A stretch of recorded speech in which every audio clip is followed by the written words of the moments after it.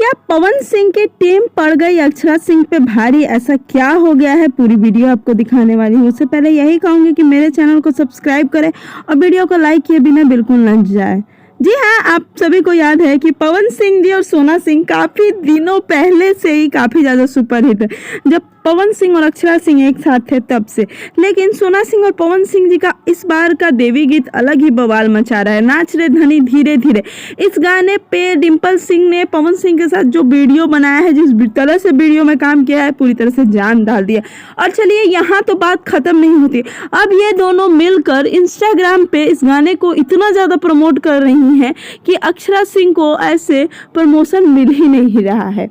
मेरे कहने का मतलब ये है कि जितनी स्ट्रॉन्ग टीम पवन सिंह की है, उतनी स्ट्रॉन्ग टीम अक्षरा सिंह की नहीं है। आपको क्या लगता है, हमें कमेंट में ज़रूर बताइएगा। और एक बात ज़रूर कहूँगी कि वीडियो देखते हैं तो वीडियो को लाइक तो ज़रूर कर दें।